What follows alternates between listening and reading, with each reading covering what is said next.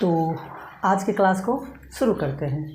और पिछले वीडियो में हम 15 नंबर तक के सवाल को बता दिया था और आज इस वीडियो में हम 16 नंबर से शुरू करने वाले हैं। हम वास्तविक संख्या पढ़ रहे थे, चैप्टर नंबर 1, ठीक है। और गाइड हमारा कौन सा था? टारगेट का ऑब्जेक्टिव गाइड था। अगर आप नए हैं तो चैनल को सब्सक्राइब कर सकते हैं। चलिए फिर शुरू करते हैं और देखते हैं कि 16 नंबर क्वेश्चन क्या कह रहा है। 16 नंबर क्वेश्चन है कि 0.375 के PYQ के रूप में Q का रूप है, ठीक है। हमें किसके रूप में लाना है? Q के रूप में लाना है। किसको? जो भी हमारे पास दिया गया है 0.375, उसको हमें Q के रूप में लाना है। सबसे पहले हम क्या करेंगे, ऐसे सवालों में, और इस टाइप का सवाल जो है वो लगभग हर साल पूछता ही है। आप क्वेश्चन बैंक उठाकर आप देख लीजिएगा, ठीक है। तो ऐसे सवाल में हम क्या करेंगे, सबसे पहले इसे हम P/Q के रूप में कन्वर्ट करेंगे। किस रूप में सर? P/Q के रूप में। कैसे? आइए देखते हैं। सबसे पहले हमें पता है, एक रूल्स आपको पता होगा कि जब हम दशमलव को उड़ाते हैं तो नीचे में क्या लगाते हैं? 1 लगाते हैं, ठीक है। दशमलव को उड़ाए तो नीचे में 1। अब आप ये देखिए कि दशमलव के बाद कितने अंक हैं। तो दशमलव के बाद 1 2 3 3 अंक है, तो नीचे में 1 पर उतना 0 हो जाएगा, 3 0 हो गया, ठीक है। हमें किसके रूप में लाना है? हमें Q के रूप में लाना है। क्वेश्चन को आप पढ़िए, हमें Q के रूप में लाना है ना। तो Q का अभाज्य गुणनखंड करेंगे हम सबसे पहले। तो हम क्या करेंगे, 1000 का क्या करेंगे हम? अभाज्य गुणनखंड करेंगे। तो जैसे ही 1000 का अभाज्य गुणनखंड करेंगे, 2 से लगाएंगे, कितना हो जाएगा? 500। फिर 2 से लगाएंगे तो 250, फिर 2 से लगाएंगे तो 125 हो जाएगा। और फिर हम डायरेक्ट इसको हम 5 से लगा सकते हैं। 5 गुना 10 5 25, और फिर 5 से लगाएंगे तो 5 25।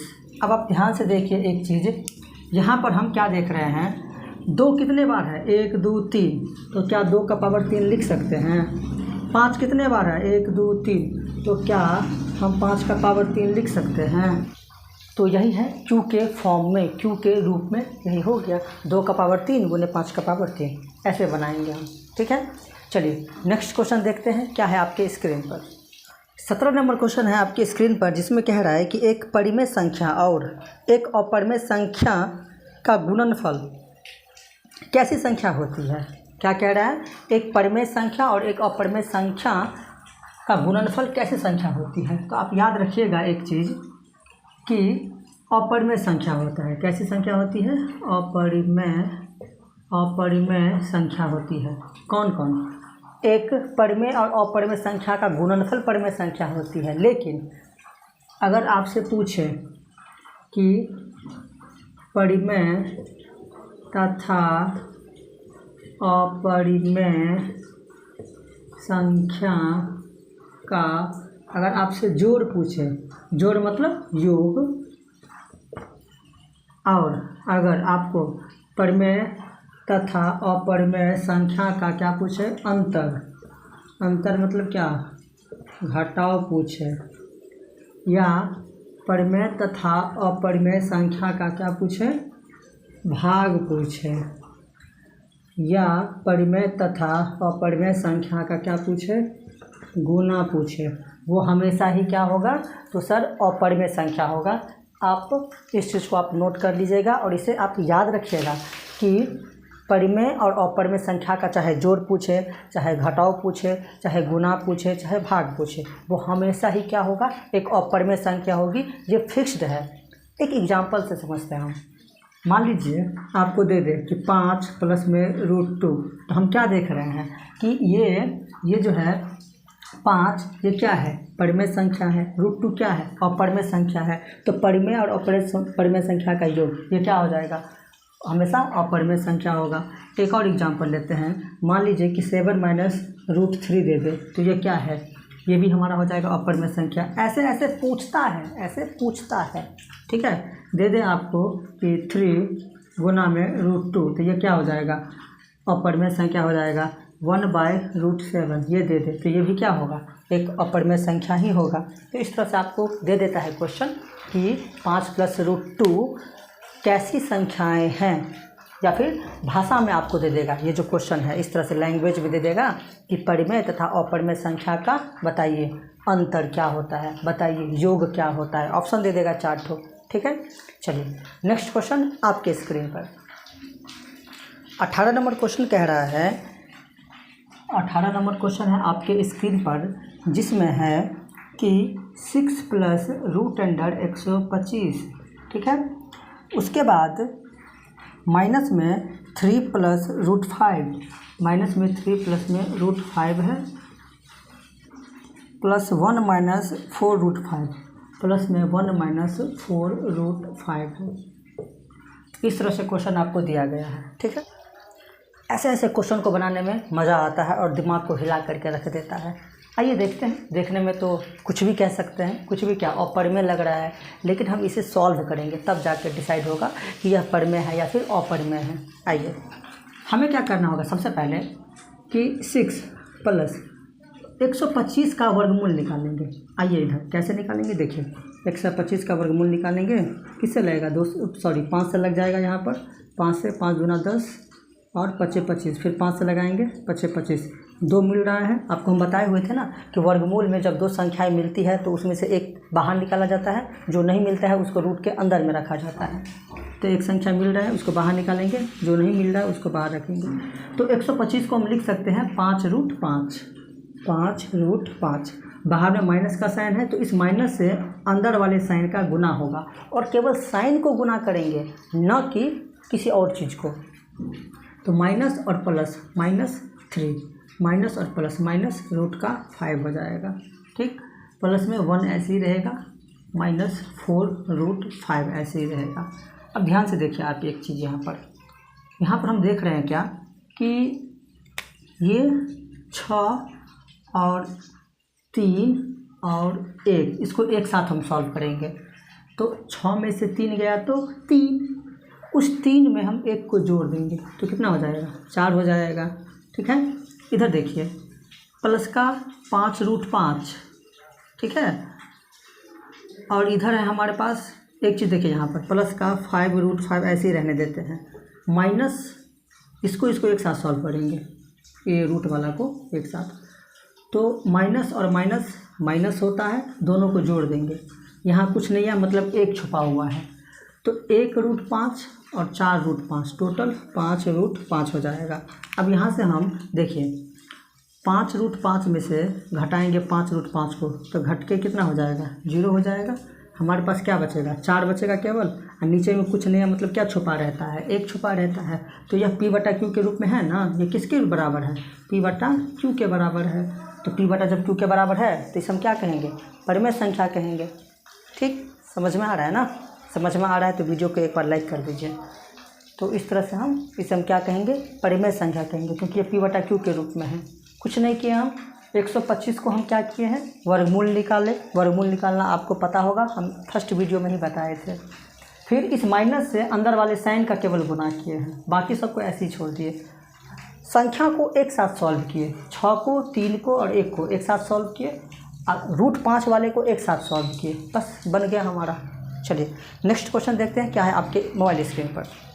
19 नंबर क्वेश्चन कह रहा है कि यदि Q एक धनात्मक पूर्णांक है तो निम्नलिखित में से कौन धनात्मक सम पूर्णांक है। इससे पहले जो क्वेश्चन पूछा गया था पिछले वीडियो में, उसमें था विषम पूर्णांक, लेकिन इसमें क्या कह रहा है कि कौन सम पूर्णांक है। बहुत आसान है, आइए ना देखते हैं फिर।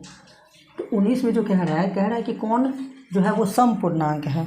तो पहला जो ऑप्शन है हमारे पास 2Q + 1, क्या है, 2Q + 1। आप हमें ये बताइए कि क्या इसमें 2 कॉमन है, 2 से भाग लग रहा है, इसमें नहीं लग रहा है, इधर लग रहा है लेकिन इधर नहीं लग रहा है, तो ये हमारा क्या हो जाएगा, विषम पूर्णांक हो जाएगा, ठीक है। अब बी नंबर देखिए, बी में क्या है, बी में दिया गया है 2Q, बी में क्या दिया गया है 2Q, तो यह 2 से तो भाग लग रहा है, इसमें 2 से भाग तो लग रहा है ना, तो भाग लग रहा है तो यही हमारा हो जाएगा क्या, सम पूर्णांक हो जाएगा। 2 से भाग लग रहा है मतलब सम पूर्णांक। तीसरा ऑप्शन भी चेक करके दिखाते हैं हम आपको। तीसरा ऑप्शन है 2Q + 3, 2Q प्लस में 3 है, इसमें 2 कॉमन है ही नहीं, 2 से भाग लग ही नहीं सकता इस दोनों में, ठीक है। तो ये हो जाएगा हमारा विषम पूर्णांक। अगर हम डी की बात करें, ऑप्शन नंबर डी की बात करें, तो क्या है 2Q + में 3 है, तो इसमें भी 2 कॉमन नहीं है, जिससे कि हम कॉमन ले करके 2 से भाग देंगे, तो ये भी हमारा क्या हो जाएगा, विषम पूर्णांक हो जाएगा। हमें क्या चाहिए था, सम पूर्णांक, तो ऑप्शन नंबर बी सही होगा। और क्यों सम पूर्णांक है आपको पता है, क्योंकि 2 से भाग लग रहा है इसमें। ठीक है, चलिए नेक्स्ट क्वेश्चन देखते हैं।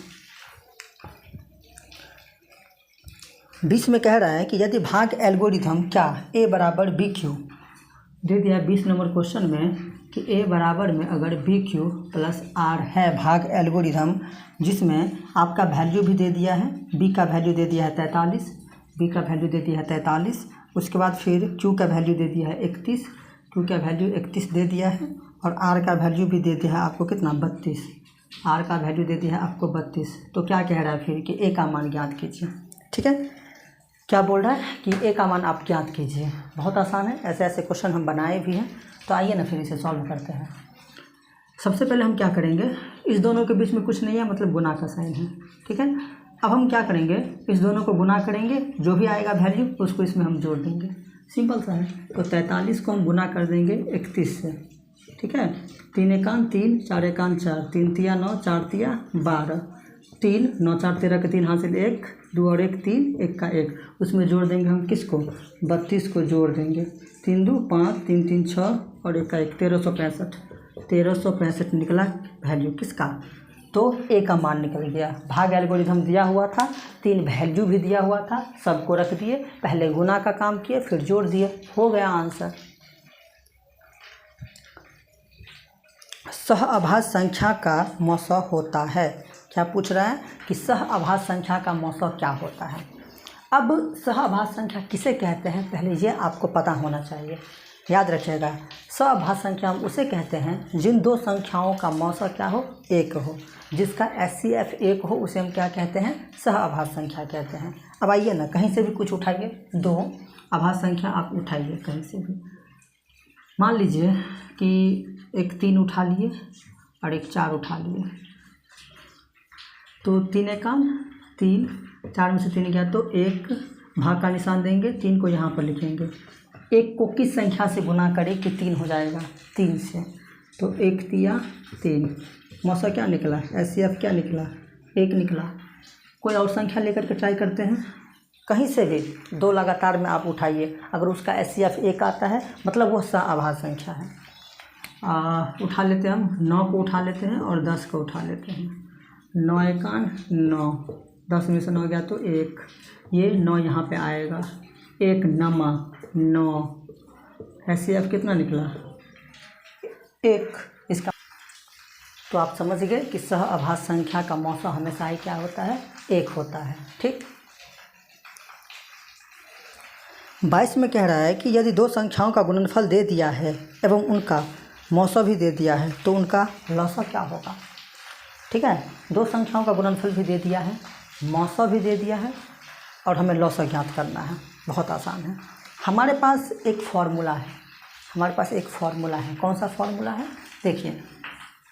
सबसे पहले हम जानते हैं कि 2 संख्याओं का जो गुणनफल होता है, 2 संख्याओं का गुणनफल वो बराबर होता है किसके, मौसा गुने लौसा के। ठीक है, और इस फार्मूला को ना 3 तरीक़ा से लिखा जाता है। कितने तरीक़ा से, 3 तरीक़ा से, वो तीनों हम आपको बताते हैं। पहला तरीका हो गया, दूसरा तरीका कि पहली संख्या गुने दूसरी संख्या बराबर होता है किसके, मौसा गुने लौसा के। ठीक, तीसरा क्या तरीका है कि 2 संख्या का गुणनफल वो बराबर होगा किसके, HCF गुने LCM। ये सब क्या है, ये एक ही फॉर्मूला है, बस 3 टाइप से लिखा गया है ये सारा। अब आपके क्वेश्चन में क्या कह रहा है, हम इसी फॉर्मूला से हम बना सकते हैं सब। आपके क्वेश्चन में जो है वो 2 संख्याओं का गुणनफल दे दिया है, कितना, 2166। ये 2 संख्या है, उसका गुणनफल दे दिया है 2166। फिर आगे जो है उसमें मौसा भी दे दिया है आपको 19, HCF कितना दे दिया है, 19 दे दिया है। बोल क्या रहा है निकालने के लिए, LCM बोल रहा है निकालने के लिए, मतलब लौसा, LCM मतलब लौसा बोल रहा है आपको निकालने के लिए। कैसे निकालेंगे, देखिए यहाँ पर हमें LCM निकालना है ना, तो इसको इधर ही रहने दीजिए। ये 19 क्या है, गुना में है, तो इसको इधर लेकर जैसे ही आएंगे तो वो भाग में आ जाएगा। 2166/19 बराबर LCM हो जाएगा। अब भाग दीजिए आप, तो 19 से 19 हो जाएगा, 2 शेष बचा ना, उसमें लगा दीजिए। फिर 19 से 19, तो कितना बचा, 7 बचा, 6 को दे दीजिए, 1976 बराबर में LCM। तो LCM कितना निकला, 114। यही आपका करेक्ट आंसर होगा। ठीक है। 23 में दिया गया है आपको कि 2 का पावर 3, ए बराबर दे दिया है आपको 2 का पावर 3 गुना 3 गुना 5। फिर बी बराबर दे दिया है आपको 2 का पावर 4 गुने 5 गुना 7, 2 का पावर 4 गुने 5 गुना 7। और बोल रहा है कि आप जो है ए और बी का जो है वो लॉसर ज्ञात कीजिए। क्या बोल रहा है ज्ञात करने के लिए, तो ए और बी का लॉसर बोल रहा है ज्ञात करने के लिए। ठीक है। जब इस तरह से कंडीशन जब आए तो क्या करना है आपको, सबसे पहले हमें निकालना क्या है, लॉसर निकालना है, ए और बी का LCM निकालना है हमको। ध्यान से देखिए, अब हमें इसका LCM निकालना है हमको। कैसे निकालेंगे, देखिए कि LCM में क्या होता है कि जितने सारे अभाज्य गुणनखंड हैं, ये सब क्या है, अभाज्य गुणनखंड है, उसको लिखेंगे। ठीक है। वो भी कौन से पावर, बड़ी घात वाले के साथ लिखेंगे हम, बस रिपीट नहीं होना चाहिए। जैसे यहाँ पर देखिए कि इस दोनों में 2 भी है, ठीक है, और हम क्या देख रहे हैं, 3 भी है, और हम क्या देख रहे हैं कि 5 भी है, और क्या देख रहे हैं, 7 भी है। अभी हम क्या बोले आपको कि जितने सारे अभाज्य गुणनखंड आपको दिख रहा है ना, सबको लिख दीजिए, बस रिपीट नहीं होना चाहिए।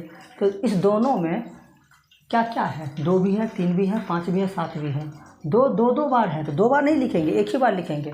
अगर मान लीजिए कि 3 दोनों तरफ होता तो 3 हम एक ही बार लिखते हैं। बात समझ रहे हैं ना। जितने सारे अभाज्य गुणनखंड हैं सबको लिख देना है, बस रिपीट नहीं करना है, दोबारा नहीं होना चाहिए। ठीक।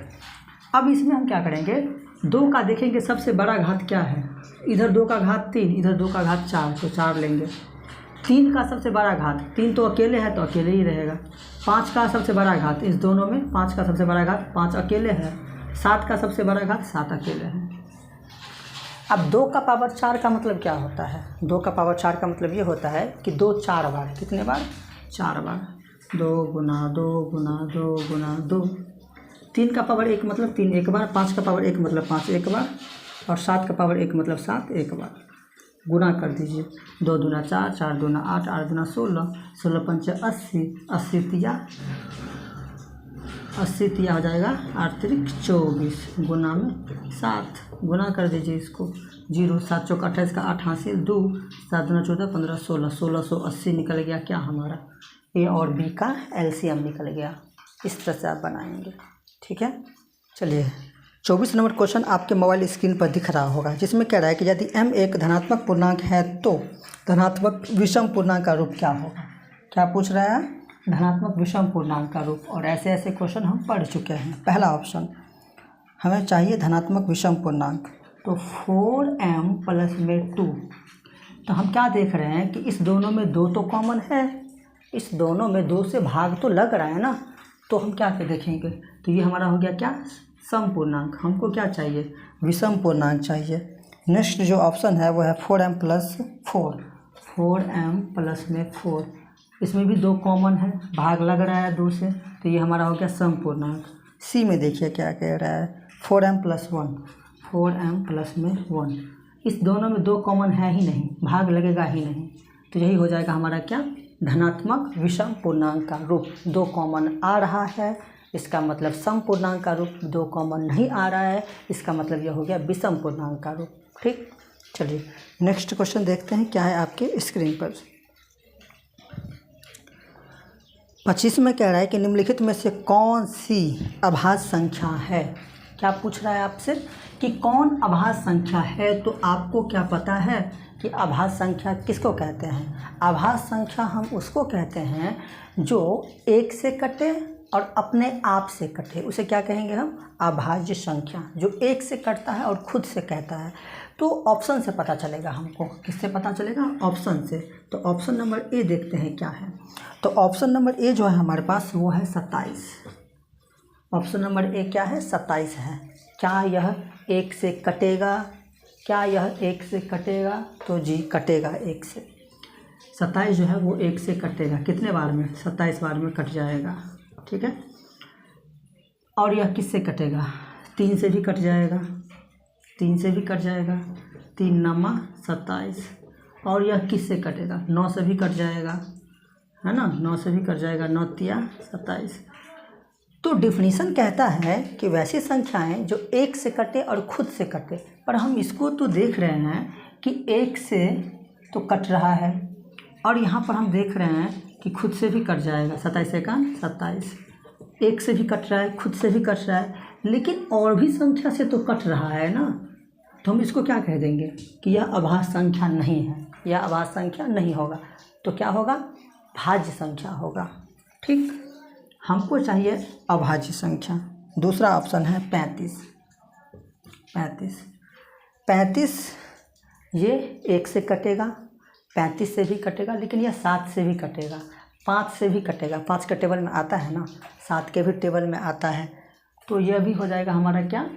तो भाज्य संख्या। लेकिन हमको चाहिए अभाज्य संख्या जो किसी और से न कटे। आइए ना ऑप्शन देखते हैं।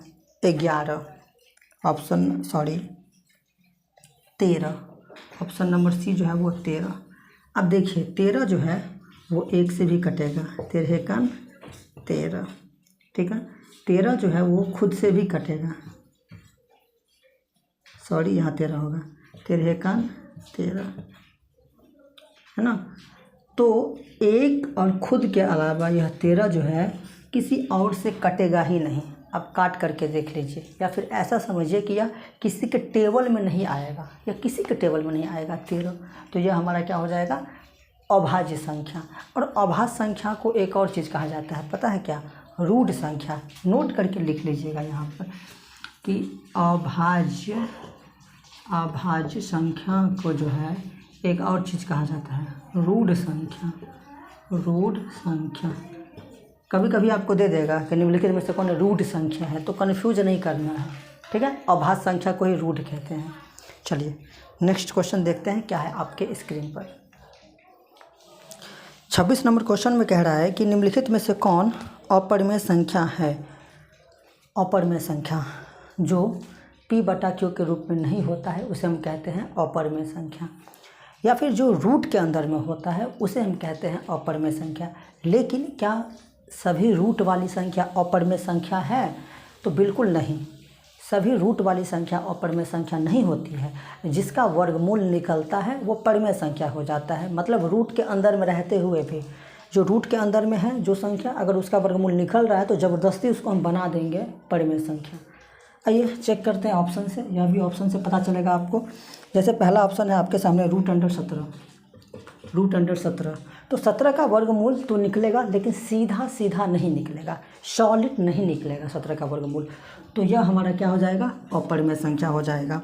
अगर हम दूसरा ऑप्शन की बात करें, हमें अपरिमेय संख्या ही चाहिए था ना, मिल तो गया। दूसरा है 100। अब 100 का वर्गमूल हम निकालेंगे तो कितना निकलेगा? 10। 100 का वर्गमूल कितना निकलेगा? 10। वर्गमूल निकालना आपको आता होगा, ठीक है। अगर हम बात करें किसका? 4 का, तो √4, इसका वर्गमूल कितना हो जाएगा? 2 हो जाएगा। अगर हम बात करें डी नंबर में 16 और 25, √16 प्लस में √25, तो 16 का वर्गमूल 4 और फिर 25 का वर्गमूल 5, 5 4 9, 9/1, इसके भी बट्टा में 1 है, इसके भी बट्टा में 1 है। ये सब क्या है? p/q के रूप में है परिमेय संख्या, p/q के रूप में है परिमेय संख्या, p/q के रूप में परिमेय संख्या। इसके भी नीचे में 1 है, लेकिन यह अपरिमेय संख्या है क्योंकि इसका सीधा सीधा वर्गमूल नहीं निकलता है, इसलिए यह अपरिमेय संख्या हो जाएगा। नीचे में पूर्णांक है उससे मतलब नहीं है, ऊपर नीचा दोनों पूर्णांक होना चाहिए तो ही वह परिमेय संख्या होगा। ये भी पूर्णांक है, ये भी पूर्णांक है, ये भी धनात्मक पूर्णांक, ये भी धनात्मक पूर्णांक, ये भी धनात्मक पूर्णांक, ये भी धनात्मक पूर्णांक, लेकिन √17 कोई धनात्मक पूर्णांक नहीं है जो हम इसको कह देंगे कि ये पूर्णांक है। एक लेकिन है धनात्मक पूर्णांक, रूट नहीं होता है पूर्णांक कभी भी जिसका वर्गमूल नहीं निकलता है, ठीक है। चलिए तो ऑप्शन नंबर ए आपका सही हो जाएगा, यही हमारा अपरिमेय संख्या है। नेक्स्ट क्वेश्चन क्या है आपके स्क्रीन पर? 27 नंबर क्वेश्चन में कह रहा है कि 144 के अभाज्य गुणनखंड में 2 का घातांक क्या होगा? कह रहा है कि 144 के अभाज्य गुणनखंड कीजिए आप और बताइए कि इसमें 2 कितने बार है, 2 का घातांक क्या आता है, 2 कितने बार है। आइए 2 से लगाएंगे, 2 सत्ते 14, 2 दूना 4, फिर 2 से लगाएंगे 2 तिया 6, 2 छक्के 12, 2 से लगाएंगे 18 बार में, 2 नमा 3 तिया। अब यहाँ पे एक चीज़ आप देखिए, 2 कितने बार है, 1 2 3 4, तो 2 का पावर 4 लिख दें। 3 कितने बार है, 2 बार। आपका क्वेश्चन क्या कह रहा है कि 144 के अभाज्य गुणनखंड में 2 का घातांक, तो यही तो होता है घातांक, यही तो होता है। कितने बार है, 4 बार है 2 का घातांक। ठीक है, अगर 3 का पूछता तो 2 कहते, लेकिन हमको 2 का ही पूछा है, तो 2 का घातांक क्या हो गया, 4। इसको घातांक भी कहते हैं या फिर घात भी कहते हैं, क्या घात भी कहते हैं हम इसको। ठीक है, चलिए नेक्स्ट क्वेश्चन आपके स्क्रीन पर क्या है देखते हैं। 28 नंबर क्वेश्चन है कि निम्नलिखित में से कौन परिमेय संख्या है। क्या पूछ रहा है इस बार, परिमेय संख्या आपसे पूछ रहा है कौन है। आइए चेक करते हैं कौन है परिमेय संख्या। 28 ऑप्शन नंबर ए, √1/144। हमें क्या चाहिए, परिमेय संख्या चाहिए। ठीक है, तो 1/144 पर रूट लगा है, इसका मतलब ये है कि 1 पर भी रूट लगा है और 144 पर भी रूट लगा हुआ है। ठीक है, तो 1 का वर्गमूल 1 होता है, 144 का वर्गमूल 12 होता है। यह भी पूर्णांक है, यह क्या है, पूर्णांक है, यह भी पूर्णांक है। तो ऊपर और नीचे दोनों पूर्णांक जब होता है तो वो हमारा क्या होता है, परिमेय संख्या होता है। ठीक है, तो ये हमारा क्या हो जाएगा, परिमेय संख्या। ऑप्शन नंबर ए सही हो जाएगा। अगर हम दूसरा की बात अगर करें, अगर ऑप्शन नंबर बी की बात करें तो 50 बटा कितना है, 500 है बी नंबर में। तो 50 का कोई वर्गमूल निकलेगा ही नहीं, 500 का भी सीधा सीधा वर्गमूल नहीं निकलेगा, तो यह हमारा क्या हो जाएगा, अपरिमेय संख्या हो जाएगा। लेकिन हमें क्वेश्चन में कह रहा है कि आप परिमेय संख्या बताइए, तो वही होगा। 32 का भी नहीं निकलेगा सीधा सीधा। डी में जो है 5 + √5, वो अभी हम बताए थे कि एक परिमेय संख्या और एक अपरिमेय संख्या का चाहे जोड़ पूछे, चाहे घटा पूछे, चाहे गुना पूछे, चाहे भाग पूछे, वो हमेशा ही क्या होता है, अपरिमेय संख्या होता है। क्या होता है, अपरिमेय संख्या होता है। तो ऑप्शन नंबर ए करेक्ट होगा। चलिए नेक्स्ट क्वेश्चन देखते हैं क्या है आपके स्क्रीन पर। 29 नंबर क्वेश्चन है कि निम्नलिखित में से कौन सा अभाज्य संख्या है। क्या पूछ रहा है, कौन अभाज्य संख्या है। तो वैसी संख्या जो 1 और खुद से कटे उसे हम क्या कहते हैं, अभाज्य संख्या कहते हैं। तो 91 जो है वो 1 से भी कटेगा, 13 से भी कटेगा 91, और यह 7 से भी कट जाएगा, तो यह हमारा अभाज्य संख्या नहीं होगा, ये भाज्य हो जाएगा। बी नंबर ऑप्शन की अगर हम बात करें 213, किसका, 213। अगर हम 213 की अगर हम बात करें तो 213 1 से भी कटेगा, 213 खुद से भी कटेगा, लेकिन यह 213 जो है वो 3 से भी कटेगा, तो यह अभाज्य संख्या नहीं हुआ। किसी और से कटना ही नहीं चाहिए, केवल खुद से और 1 से कटना चाहिए। अगर ऑप्शन नंबर सी की बात अगर हम करें जिसमें कि 41 है ऑप्शन नंबर सी में, तो ऑप्शन नंबर सी 41 है, यह 1 से कट जाएगा, 41 बार में कट जाएगा यह। ठीक है, कट जाएगा। और ये 41 जो है वो खुद से भी कट जाएगा, 41 से कम 41, और 41 जो है किसी और से नहीं कटेगा, मतलब यह किसी और के टेबल में नहीं आएगा, ये आप दिमाग लगा लीजिए, नहीं आएगा। तो ऑप्शन नंबर सी हमारा हो जाएगा सही, अभाज्य संख्या यही होगा। ठीक, चलिए नेक्स्ट क्वेश्चन देखते हैं क्या है आपके स्क्रीन पर। 30 नंबर क्वेश्चन में कह रहा है कि निम्नलिखित में किसका दशमलव प्रसार जो है वो अशांत है। क्या पूछ रहा है, किसका दशमलव प्रसार अशांत है।